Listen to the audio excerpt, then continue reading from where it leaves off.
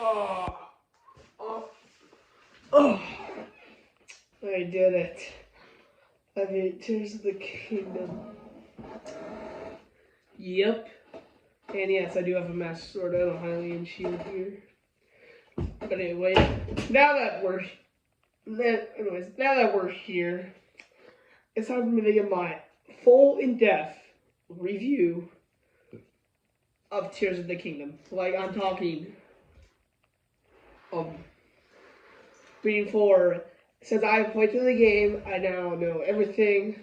I'm gonna give you my official review. Now, the first video I made of Tears of the Kingdom, it was just oh yeah, here's my opinions on it the first day, even though it came out a week after. I finished it this morning. It took me practically an entire month. But yeah, but anyways, it's time to. Before we begin, this is gonna be a very spoiler-heavy video. Like I'll be talking about like bosses, storylines. Pretty much, I will be practically talking about the entire. So if you have not finished the game, or if you just don't want to know anything, play through the game. I would recommend you skipping this video and go finishing the game. But if you don't really care or you already beat the game, then go ahead and watch. And so you can't sue me for spoiling it. I'm giving you a warning.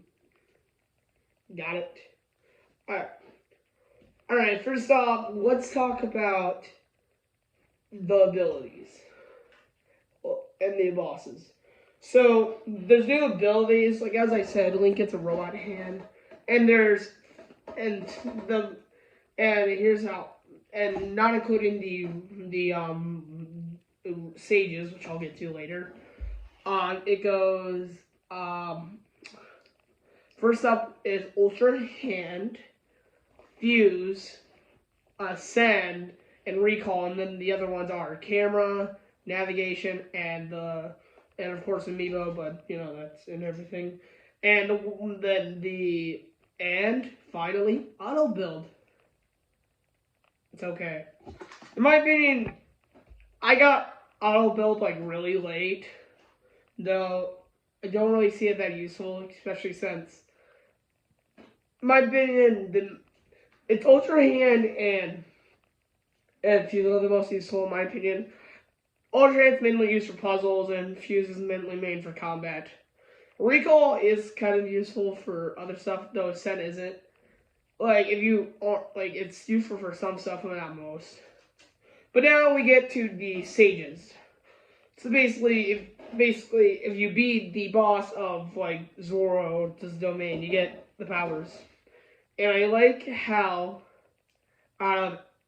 we get. So I did it. So basically, how I did was I went from Zora to Goron to Rito and then Gerudo. And I like how all of them are strong people. And then we got a baby bird, Tulin, or I thought his name was Tulip, but no, it's Tulin. But yeah. And what are the bosses? So the first boss. Now, might as well I will do a ranking of all the bosses at the end. But anyways. But which one is the most useful in my opinion is probably and also I forgot to mention the Zonai with which I'll get to that. The most useful in my opinion is probably Tulin's because it's similar to like Rivali's Gale. Those two are mainly used for like transportation because I'll say the second useful is probably Ryuji,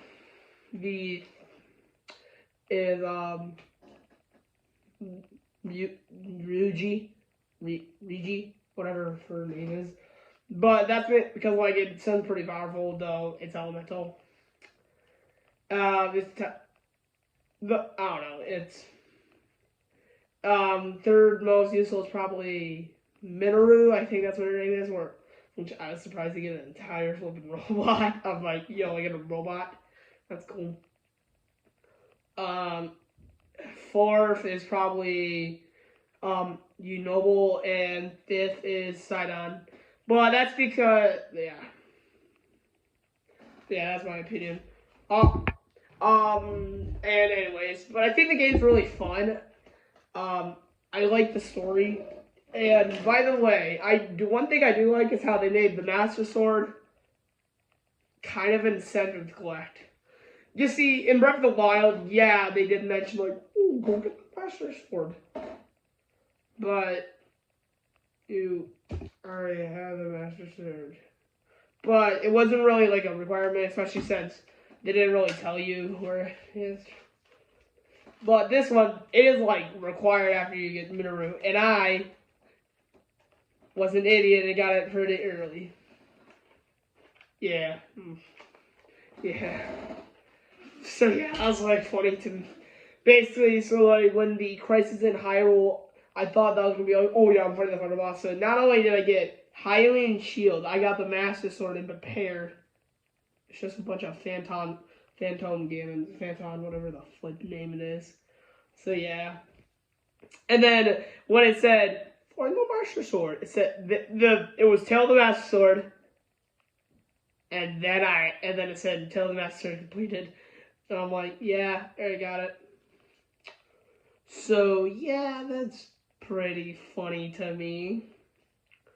Though I do like how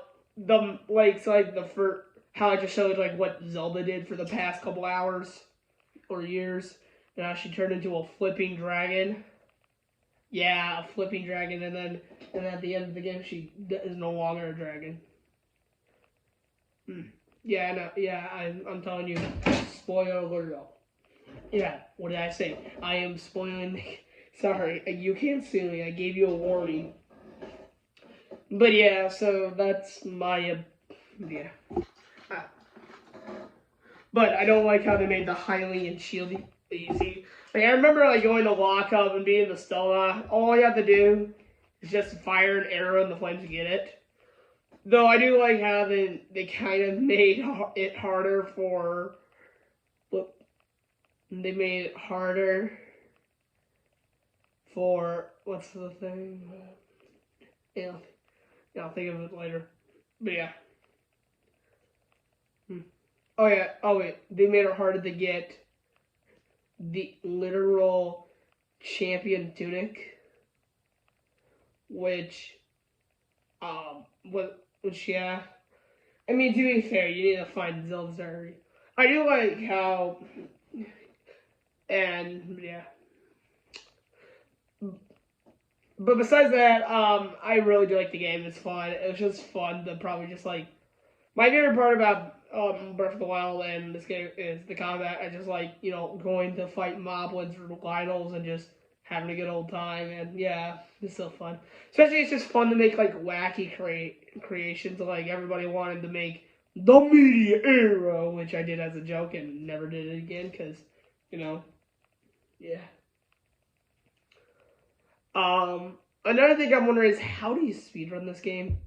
I'm gonna I don't speedrun, but I'm gonna probably look up a video of how to speedrun Tears of the Kingdom.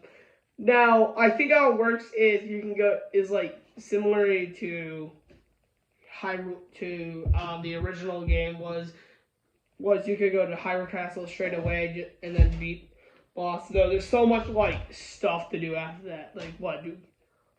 Yeah. Yeah. It was also fun just to get the Master Sword. Because, I like the Master Sword. Yeah, I have a... but the next... Alright. But here's some things I don't like. Hold on. Wait. I just thought something. And the bosses, I think were funny. Were kind of cool to fight. I think it's funny how all of them were like ginormous beasts, and then Sidon's is a literal squid that turns into a shark. Yeah, so basically I don't know the names, I don't feel like practicing. We get a squid, a giant rock spider, a ginormous ice dragon, a queen of the people that look like re-deads, and a corrupted robot. Also, speaking of which, I like the areas. So basically, the reason why you go to all these areas is because there's a quest going on. And the funny part is, some of them are funny. Like, Reno Village is climate change. Gerudo is they're having trouble with Sandstorm. And Zora is that the water is becoming dirty, so it's real life. And then Goron's just, oh yeah, mind control meat. Yeah, I thought it was funny. But yeah.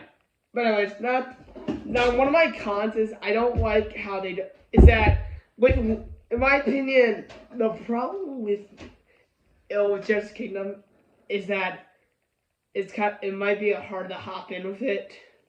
That sounds weird, but hear me out. I felt like with the original Breath of the Wild, it was just easy to hop straight in. You get the controls and everything. With that, there's like so much story, and then you have to complete the Great Sky Islands, and other stuff. So yeah. And next up is, and another thing is is that they don't give is that if you better be reading that text or look up a guide, because sometimes they don't tell you like where you go. They just give you a pointer and call it a day. Which I had to look up multiple stuff and then got spoiled about some stuff. So yeah. Yeah, I thought that was pretty funny. Yeah. What else? And so yeah, that's another thing I didn't like, but that was fine. And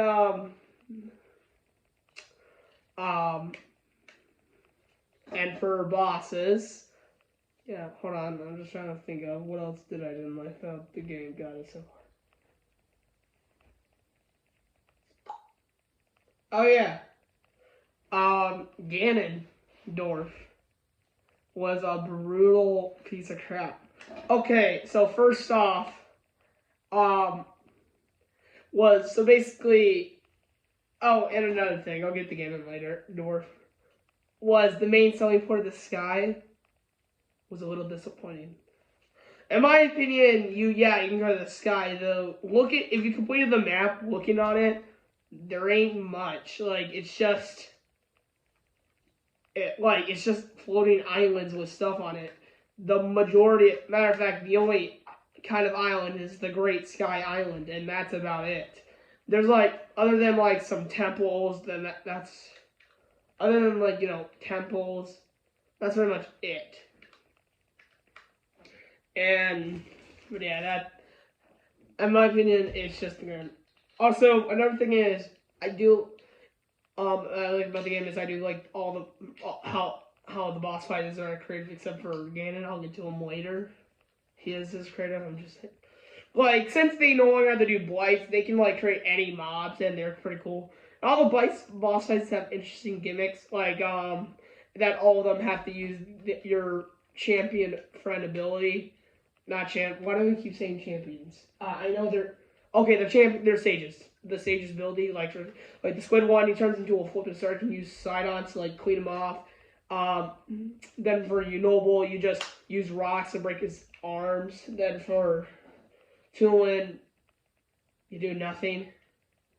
And for Ryuji, you use her thunder to kind of hit the enemy. And I do how all of them have interesting gimmicks, the squid, the squid will cower in fear. The rock friend doesn't do much. The ice dragon is ice dragon. And finally, and the queen re-dead, because I don't know how to. I think it's Gibble, but why did I say Gibble? That's a Pokemon. But yeah, that was pretty cool. And and Minoru's was actually pretty cool. I like how the floor is malice, before you can't cheese it and just go for it. Now you have to use it, the robot, and I think that's pretty cool. And again, I do like how you just get the entire fucking robot.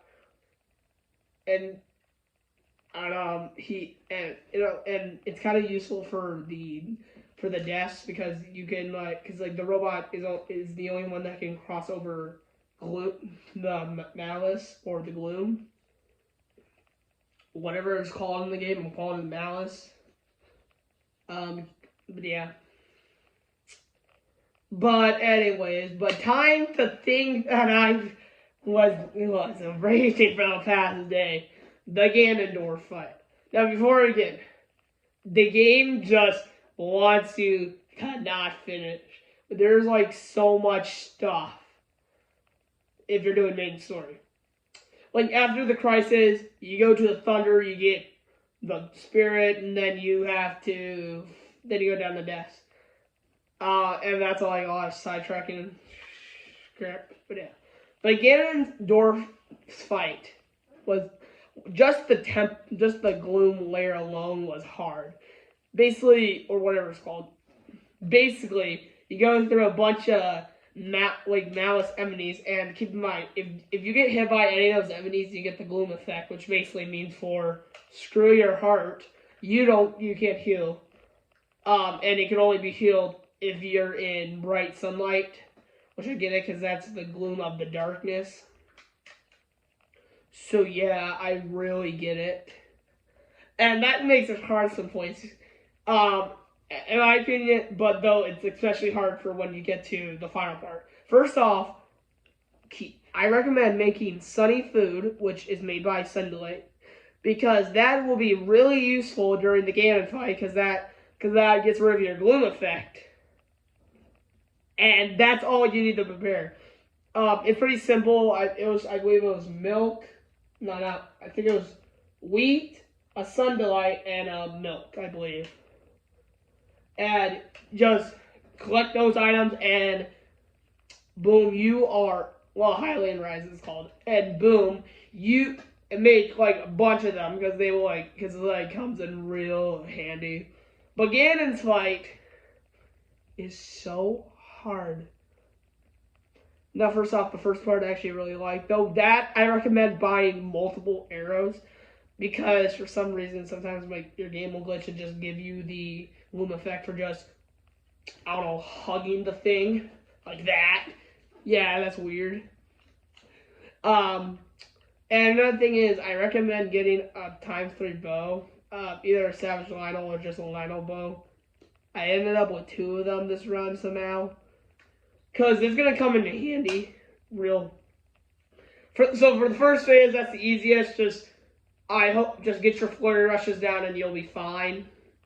The second and third phase, technically the third phase is the final phase, but there's 4 phases. Yeah, 4 phases of this boss. And if you die, and I think, so yeah, that's another thing. Another thing is, if you get hit by him, it hits like a semi-truck. And, yeah, and you also will get gloom. Meaning you can't heal your hearts back up or anything at all. You just have to get good. Now, anyways, the second phase, he becomes the Demon King, which has a really long HP thing to the point where it stretches off screen, and I thought it was pretty funny. I hope that was a game glitch, but it may be intentional. So yeah, that though it's the same thing, except now not only do you get your sages, but it also has an effect, or no, not an effect. Where basically summons clones of him. Now, I thought, what if I just kill all the clones and get my sages? Don't do that, it's not worth it. Just focus on Ganon, because since your sages spawn in, they will focus on them, or at the very least, sometimes, or at the very least won't. Third phase, however, you better have a lot of arrows, because that's how I beat him. Listen, so another thing is that he does his own flurry rushes, and you could parry them if you were good at the game. Or you could try the Fury Rush, which I don't know how that would work because I didn't do it. Though the easiest option for me was spam him with arrows. Yeah, just spam. Just like keep on spamming with him arrows. That's how I beat him, and that worked. It flipping worked, baby. Only arrow him when he's like either summoning a weapon or he just like goes back, or during his hammer phase, or if he has a hammer weapon, just do that. But then the final phase, which I think is the coolest one, because he turns into a dragon and as a dragon on dragon fight because you get Zelda as a dragon. Because I think it's cool. That one, I don't know if you die, you go all the way back, because I didn't die because I beat that on my first try. The other ones took me really long to beat. Listen, so I got it, yes. So, time I recorded this, which is Sunday, which maybe when the video goes up, I beat it, I got the game on Saturday. I was busy, but I couldn't beat him. The dragon face was, until I learned arrow spamming, and yeah, that was. But anyways, so I thought I was supposed to like arrow his little eye thing, but no, because like if you land on him and get gloom, but no, you can just jump off and lose gloom. Yeah, so, but anyways, but no, you can, no, alright, a friend of mine's texting me, but anyways, so, but no, you can just dive down and, like, mash sword it. And that's another thing is, I don't know if you can do damage with regular weapons, because I only use the master sword, because I like to be game accurate. And by the way, the boss is so hard, it destroyed my Hylian shield twice. And the Hylian shield has the best durability in the game, I believe. I mean, maybe there's a better shield or something. And then, of course, you go to the Ganon's Secret Zone. Great name, Nintendo. Great name. Next up, I can't wait to have the most powerful thing in the world. I can't wait to have super helmets. Yeah.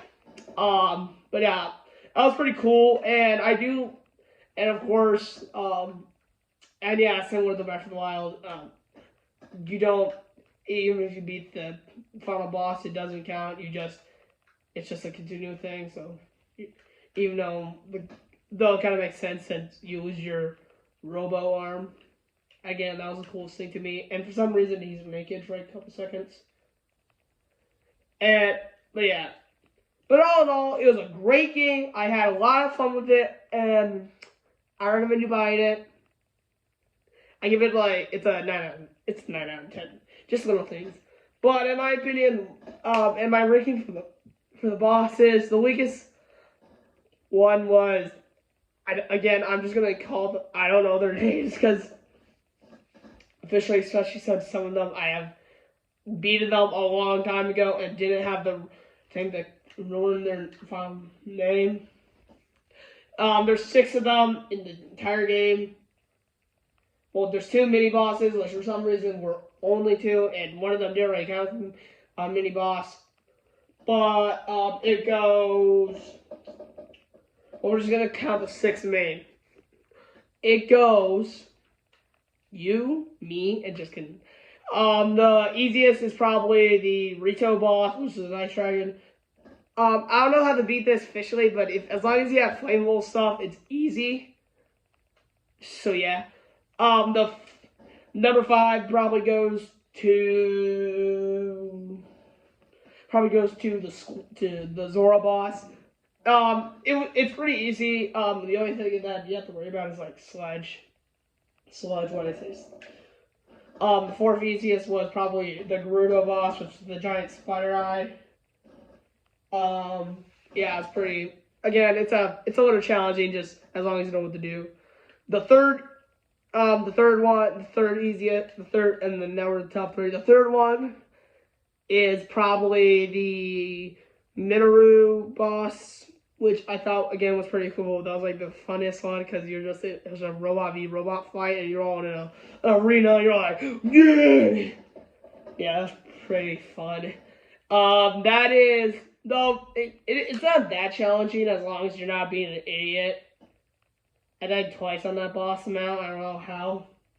The second hardest was probably the Gerudo boss, which I do like how now you don't have a requirement to be disguised, which kind of makes sense because first off, I'm the hero of the village and Zelda's appointed knight. How am I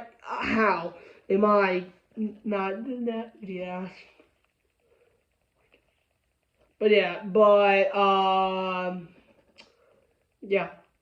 Anyways, but that is my, and the hardest was Ganon. Yeah, Ganondorf.